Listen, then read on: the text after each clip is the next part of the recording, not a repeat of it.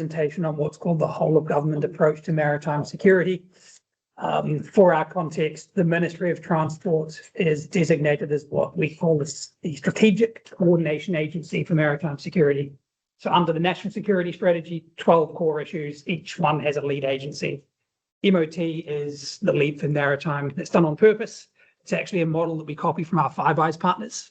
Apart from Australia, with ABF and AMSA, they designed themselves a little bit differently, but all our other Five Eyes partners, they make their Ministry of Transport equivalent the lead for civil maritime security.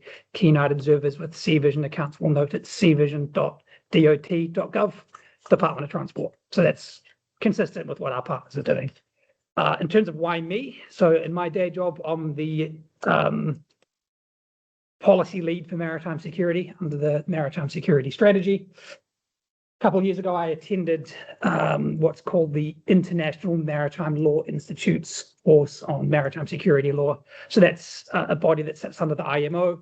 They take members to the IMO. They can send a free attendee each year to do this course. So I went and received instruction from them. And the value proposition with that was not just to improve my own sort of working day job capabilities, but I could repackage what I learned into short presentations for New Zealand government agencies. So I've been delivering these over the past sort of year and thought, yeah, good idea to do them for us as well. They're relevant to the cross-agency approach that we take to maritime security. This is a pretty topical one and a useful one to start with as a kind of baseline understanding for international maritime law. It's called maritime criminal jurisdiction. What it's going to cover is broadly how we classify three types of jurisdiction in the maritime world: flag, coastal, and port state jurisdiction. And then under that, you would have heard of these things like territorial sea, exclusive economic zone. I'm going to step you through each of those jurisdictional zones and tell you about what rights and obligations there are for states or actors in those zones, what you can do and can't do according to international law. I will do questions at the end. I've kind of prepped it so I can just talk and then do questions if you have them at the end. And for awareness, this is being recorded, so I can stop it before the questions if you've got something embarrassing to ask at the end. But the intention is yet to share this around the other units as well. Post it on my YouTube page. Types of jurisdiction: flag, coastal, and port state. What is jurisdiction? At a basic level, this just means your ability to determine what the law is and to settle disputes. The principle here is that sovereign states are the principal actors or agents in international law. On the right, there is a snip of what's called the UN Convention on the Law of the Sea, or UNCLOS. This is sometimes called the Constitution of the Oceans. This sets out pretty much everything you want to know about how activities can be done lawfully. There's a complex jurisdictional regime set out under UNCLOS, and the different maritime zones that we'll talk about in a moment have different rights and obligations that inhere in each of them. One of the key tensions that I want to emphasize in this presentation, and I'll develop it through the later presentations, is this sort of competition, I guess, between that territorial state sovereignty, recognizing that states are sovereign, they can only be bound to the extent they sign up to treaties or agree to be bound, but that sovereignty also carries unflagged vessels. And so consider a scenario of a vessel flagged to country A sailing through the territorial sea of country B. So sovereignty is now in tension in that case. How does that work? Who gets to say what happens? I will answer that question. State jurisdiction under UNCLOS, again, jurisdiction is just about your ability to make laws over activities. Maybe not worth writing this bit down, but we do distinguish between what we call prescriptive and enforcement jurisdiction. Your prescriptive jurisdiction is your ability to set the manner in which certain activities will be carried out and describe that this shall be done in this way, but it's not necessarily connected to any enforcement jurisdiction. So you might not be able to require that it happen in a certain way. And noting with your enforcement jurisdiction, that can't extend to areas where other states have sovereignty, right? So that tension of sovereignty again. Explaining my acronyms just because it's too long to say it in full every time: FSJ, CSJ, PSJ, port state, coastal state, flag state. Those are three different types. You can be none of them, all of them. New Zealand's all three in different ways. You can just be a couple of them depending on what you are. New Zealand's all three. The next idea to plant with you is what's called exclusive flag state jurisdiction on the high seas. So under UNCLOS Article 92.1, there's this principle of exclusive flag state jurisdiction for vessels that are registered. Article 97.1 designates the flag states that have jurisdiction over ships in navigational incidents such as collisions. Now, just to work backwards to how we've got ourselves this doctrine of exclusive flag state jurisdiction, that didn't always used to be the case. We'll look at some case law, gotta love case law, as to how we did this before UNCLOS 1982. And it's the Lotus case, which is this here. PCIJ, the rather self-ambitiously titled court, the Permanent Court of International Justice, no longer exists, now superseded by the ICJ under the United Nations system. At any rate, they oversaw this incident here, the Lotus case. 1927, a French vessel collided with a Turkish vessel. By the way, random fact, I learned yesterday a collision is two vessels traveling that then hit each other. And an allision is one vessel that's stationary and another hits that vessel. So in this case, a collision between a French and a Turkish vessel in the Mediterranean. Turkish authorities arrested the French vessel and crew, and French authorities complained to the PCIJ, claiming this was unlawful. The judgment of the PCIJ in the Lotus case established this principle of concurrent jurisdiction, basically a bit of a messy doctrine that just says multiple states have jurisdiction over event at the same time, depending on the circumstances. Didn't really clarify things. That's now been clarified with the doctrine of exclusive flag state jurisdiction. So it used to be, in terms of being nervous about that sort of doctrine of state sovereignty, they didn't want to impede on that. But that's now been clarified through the exclusive flag state jurisdiction. So there's no longer confusing concurrent claims. Having said that, there are exceptions to the exclusivity of that flag state jurisdiction. UNCLOS is actually pretty clear about some of them up front. There are provisions for this. If it's something like piracy, slavery, statelessness, and I do have presentations on those topics just to give you a teaser to come along to them as well. You can't legitimately say, no, I'm a sovereign state doing piracy or slavery. Not legitimate, and UNCLOS says so. Or you can trade off that sovereignty through a bilateral or multilateral agreement. So a really common example is under the Fish Stocks Agreement in 1995. States in advance give each other permission to board their flag vessels. So it doesn't have to go to their foreign embassy each time. Do you give us permission to board? It's agreed ahead of time by signing up to that treaty. So now I'm going to step you through the jurisdictional zones on a kind of spectrum, starting on the left there in what's called internal waters. Think of these as rivers and lakes that are inland of your coastal sort of baseline. Ports are also considered internal waters for these purposes. So this is where that tension between different types of jurisdiction plays out. In the case of a foreign vessel coming into port, that flag state jurisdiction that travels with that vessel is then in tension with the coastal and port state jurisdiction. What happens when that vessel comes into port is that it is now subject to port state jurisdiction. So that flag state jurisdiction doesn't prevail. It's now port state jurisdiction. Port state jurisdiction allows for certain conditions to be set on vessels entering those internal waters. They can say you can only enter under these conditions. With the exception of warships or vessels under government service, those are treated under a different process that we call diplomatic clearance or DipClear. There's just rules around not being able to say what states government vessels can do. But other flagged merchant vessels, it's within the doctrine of port state jurisdiction. Another exception is ships in distress. This is probably poor form if a ship's declared distress to say, actually, have you paid tax on those goods you're bringing in? We want to check import duties are all up to date. So as a practice, that won't be sort of upheld as strictly as it might otherwise legitimately be under port state jurisdiction. Continuing on this idea, port state jurisdiction, ships in internal waters. With criminal jurisdiction in particular, as practice, states don't exercise their criminal jurisdiction. They'll leave it to the master of a vessel to handle sort of internal economy of what's happening on their vessel, unless it's something like an offence that's so serious it upsets the peace and good order of the state. And that's a phrase you see all throughout UNCLOS, the peace and good order. I'm going to get to a doctrine called innocent passage in a moment. A vessel transiting another state's territorial sea can do so as long as it doesn't disrupt the peace and good order of the state. So if there's a crime that's serious enough, and it's not exactly clear what that looks like, but if it's sort of serious enough consequence, the port state might then exercise its criminal jurisdiction to intervene and send the police on board. Likewise, if that consent is explicitly given, right? If the flag state says, yes, you have jurisdiction here.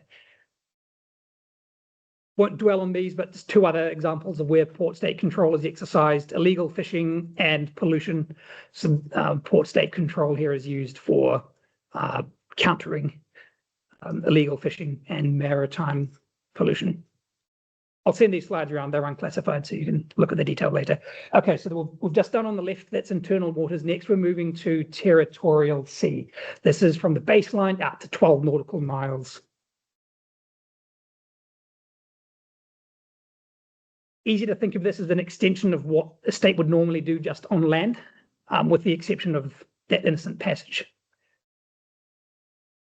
Passage is considered innocent where it's not prejudicial to the peace, good order, or security of the coastal state. There's a long list of activities that might be prejudicial to these things, which would deem innocence to have been lost. Innocent passage has to be two things: expeditious and direct. So you need to travel in a straight line and at a reasonable rate of knots. You can't travel in circles, you can't stop and fish. You can anchor or divert if weather requires you to, if there's force majeure, but otherwise you're just assumed to be passing through. If you do other things like cause a serious pollution incident, certain types of research, if a significant crime happens on board that disrupts the peace and good order, it's no longer innocent passage. And what that means is the coastal state can then require you to leave. I'll probably message you in New Zealand on the MOC, the Maritime Operations Centre. UNCLOS under Article 25, and I've quoted it there in full, Part 1, it says states can take the necessary steps in their territorial sea to prevent passage which is not innocent. This is an untested proposition. We don't know how far you can go. The academics I've read propose that this could include the use of force. I don't know of examples of this, but it's plausible lawfully that a state finding a vessel to have not passed innocently could use force to prevent that passage. Article 27, a couple beats after 25 in UNCLOS, says that the coastal state should not exercise its jurisdiction on board a foreign vessel when passing through, except, and it spells out various exceptions there, like the consequence of a crime extending to the coastal state, or if local authorities accept assistance. So that those are spelled out there. Noting again, this is exactly that tension between the flag state jurisdiction and the coastal state jurisdiction. They're trying to say up front, just be careful. You don't have carte blanche to do what you want. Josh, can I just interrupt there? The Rainbow Warrior incident last year, where do you think that's at? Last year. I'm familiar with the incident, okay. Sorry. That was where the Rainbow Warrior... Come back. Can we do it at the end? I'll have some time to think about it. Just to wrap up territorial sea, consider this example. Let's say the UN Security Council, which can prescribe certain activities uniquely in our international system. It can say, for example, let's say hypothetically Granny Smith apples are weapons of mass destruction. It can prescribe these as a certain prohibited good, and a vessel is transiting through your territorial sea carrying Granny Smith apples. The coastal state, on the basis of that UN Security Council declaration, can then consider that non-innocent passage, right? I think apples do have cyanide in them, in the seeds, right? So maybe that's plausible. But that's when their national criminal law would then be activated pursuant to Article 27, if that makes sense. The coastal state jurisdiction applies in a way that ordinarily wouldn't under UNCLOS, because the UN Security Council has that special role. Okay, contiguous zone. This is measured from 12 nautical miles where the territorial sea ends out to 24 nautical miles. You actually don't have to take all 24. Some states don't, but you can go as far as 24 nautical miles. This zone is one in which the coastal state may exercise certain police powers outside their territorial sea. So it's a special sort of belt of jurisdiction. Article 33 is where we find how this works in UNCLOS. Part 1, coastal states may exercise the control necessary to A, prevent infringement of its customs, fiscal, immigration, or sanitary laws, and then B, punish the infringement of those laws. The significance of prevent, the reason I've highlighted it here is because that's where the enforcement jurisdiction ends, and it's not clear how Part A and B interact. Some states deliberately ignore it, this difference between prevention and then punishment, so they can have a bit more latitude in how they respond to things. But the way this was taught to me was the boarding might be considered prevention. So if you intercept the vessel and board it, that's 33(1)A. That's your prevention of a violation of your whatever laws. But if you arrested the vessel and detained the crew, that's probably punishment and might go beyond. And as I said, not all states have claimed out to the full 24 nautical miles. They just don't want to bother. This is a bit of extra for experts. Print the slide off and look at it later. But these are just some examples of different areas of criminal law that are mentioned in UNCLOS. It dealt with in the contiguous zone. More case law. The Enrica Lexi, that's her there. In this scenario, 2 Italian Marines on board the Enrica Lexi were 20 nautical miles from the Indian coast and opened fire on an Indian fishing boat that approached. They killed both fishermen. Italy protested against the actions that were taken and by the Indian authorities to arrest the 2 Marines and described this as a violation of international law and of Italian sovereignty. They took this matter up through the Indian Supreme Court, challenging the criminal proceedings that were brought against the Marines. The Indian Supreme Court rejected the arguments of exclusive flag state jurisdiction under Article 97 and the immunity of Marines that had been put forward by the Italian case. These are the 2 main legal issues. This is the outcome. I'll kind of speed through. It lost International Tribunal for the Law of the Sea, so they'll decide on disputes under UNCLOS. They held these 2 things. 1, Italy actually retained its criminal jurisdiction over what happened. So that's that flag state jurisdiction. So even though they're only 20 nautical miles out, they're within that contiguous zone. Italian flag state jurisdiction prevailed in this case. They also held that Italy didn't violate India's sovereign rights in the exclusive economic zone, and just hold that thought. I'll explain what that means in a moment. But then they upheld finally that the fishing vessel's rights to freedom of navigation on the high seas were violated. So even though it was a small fishing dinghy, it wasn't registered, it still had sort of rights in that jurisdictional zone that were violated by this action. And in that case, so Italy lost on that ground. And then just among themselves, sort of private arbitration, they found an amount of compensation that was owed. I don't know what it was, but interesting interaction there, right? Exclusive economic zone. This is actually measured from 12 nautical miles, same starting point as the contiguous zone, can go as far out as 200 nautical miles. As with the contiguous zone, you don't have to claim all 200 nautical miles. Some ambitious states claim more than this. Good luck. Here's New Zealand's in red. That's our exclusive economic zone, the territorial sea, 12 nautical miles in green. So under Article 57 under UNCLOS, that's your 200 nautical mile limit. What happens here is coastal states may exercise sovereign rights. Notice it's not sovereignty, it's described as sovereign rights over exploring, exploiting, conserving, and managing its living and non-living resources. So they enjoy jurisdiction over establishing artificial islands, installations, research, those types of things that happen there. This is a kind of special invention of UNCLOS. It's described as a sui generis, so a kind of thing original in itself. It's not the contiguous zone. It's also not the high seas. It's a special arrangement that's unique to UNCLOS. And I would argue the most important thing that's happened to New Zealand since the United Nations Charter itself. I agree with the man himself, Rob Muldoon, PM at the time in 1976 when the treaty was still being negotiated. He said there isn't the slightest doubt that if the Law of the Sea conference that was negotiating UNCLOS at the time. If it goes ahead, it's the most important economic event in the country's history and will require from us a vast effort to exploit and administer the fourth largest area of sea in the world. I agree, except it's not the fourth, it's the fifth and maybe the eighth or ninth. I'll tell you about all of that in another presentation. It's a big area. In terms of crimes that might happen in the EEZ, let's just look at a couple of those that have surfaced for the other zones. Illegal fishing. The coastal state may exercise its jurisdiction by virtue of its, again, sovereign rights, not sovereignty, sovereign rights over the living and non-living resources in the exclusive economic zone.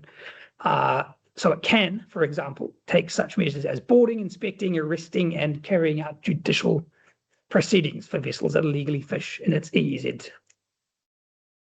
Likewise with marine pollution, part 12 of UNCLOS, extra for experts.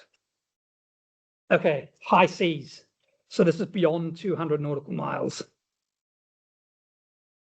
All flag states have an equal right to put the high seas to legitimate use. This has been the doctrine for about 400 years. It used to be the case that nations believed the high seas were not subject to any kind of national sovereignty. They were open for the free use of all nations. If you want to read about this chap, Grotius, kind of the original writer and thinker on the topic. But now we have this principle of balance between that exclusive flag state jurisdiction and the rights that a coastal state might seek to exercise. So there's this concept of the prohibition of interference in peacetime by ships that are flying their nation's flag.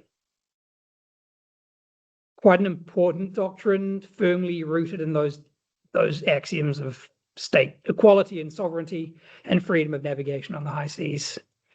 Generally accepted as a matter of law that no state can interfere with another state's shipping unless there's a right that's clearly vested in treaty. Those exceptions I spoke about under UNCLOS: piracy, slavery, unauthorized broadcasting, statelessness, or customary law, which is something I haven't spoken about too much, but in international law, we talk about two parts to what makes international law. You've got treaty, which is really simple stuff that's written down and agreed to by states, and then customary law, which is like state practice. Do they behave in a certain way that they believe themselves to be bound as if it is law? And if enough states do that for long enough, we can say that it crystallizes into customary international law and is actually enforceable. It is the law despite not being sort of written down and agreed to in treaty. So this is a really strong both customary and treaty principle. I have a separate presentation on right of approach and visit, but I wanted to put them on the slides as a teaser so you turn up to the next presentation of that. What an approaching warship might do when it encounters a vessel. How do the state's interests there interact with that exclusive flag state jurisdiction? Okay, what I haven't touched on is a little more technical area of like archipelagic zones and international straits. It's a bit more technical than I can justify in this short presentation. I've given you the basics. You can kind of figure out the rest if you want to do some more research, but just because it's topical and current, I will just put a slide up on international straits.